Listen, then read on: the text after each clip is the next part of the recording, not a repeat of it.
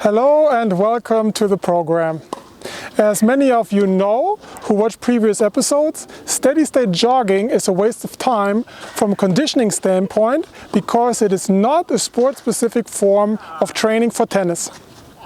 Today I want to introduce you to interval training, which is characterized by alternating low and high exercise intensities over a prolonged period of time. The benefit is that it enhances the efficiency of bioenergetic processes for aerobic and anaerobic energy pathways.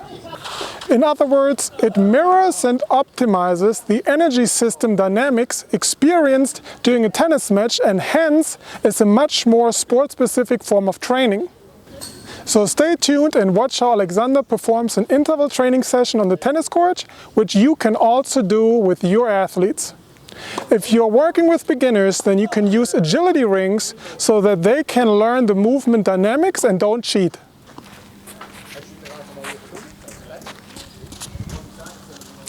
So as you can see, this is called the T endurance drill, since the athlete is moving in a T pattern.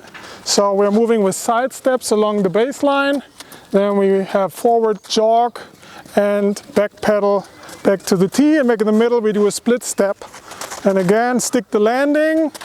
Important is to stick the landing. 1 foot in, 1 foot out, jump in, jump out. Good. And so as an interval you want to do 3 times. You do it slowly, the T pattern. 1 time you do it at maximum speed.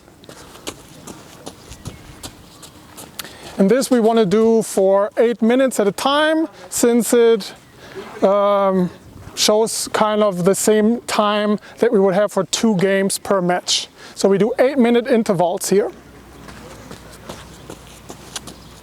So we are doing the T endurance drill because it emulates the movement patterns seen during a tennis match, where the athlete predominantly moves laterally, meaning from side to side, and a little bit forward and backward movement.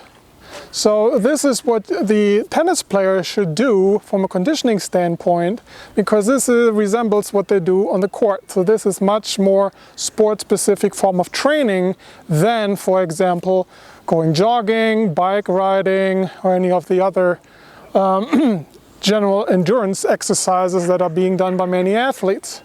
Also, if athletes perform very, very well in endurance tests, like running on a treadmill or doing the same thing on a bike or an elliptical or stepper sometimes, but if they then don't perform well on the tennis court during a match, then that obviously has to do with the fact that while you're running on a treadmill or while you're using a bike, you're using the musculature that's used for forward movement. So when you're jogging, you're moving forward. But that is not the musculature that is predominantly used on the tennis court, which is used for lateral movements. Therefore, we are using the T endurance drill because we want to use all the musculature that is involved that you're actually using on the tennis court during a match, which then also translates in more efficient data and results when you're doing the T endurance test. Well, that's it again for today's episode. As usual, opinions differ. What's your point of view? Let us know below in the comment section. A brand new episode will be available next Sunday. So make sure you don't miss it and subscribe. In the meantime, I recommend you watch some of the previous episodes. You should really watch them all. If you like what you saw, tell your friends. I'm sure they will appreciate it. I'm Philipp Halfmann. Thank you for watching and auf Wiedersehen. Tennis Conditioning TV episodes are licensed under Creative Commons. You are welcome to link or embed these videos, forward them to others, and share these ideas with people you know. Brought to you by Advanced Concepts of Strength and Conditioning for Tennis. Available at tennisconditioningbook.com. Music by Dan O at danosongs.com.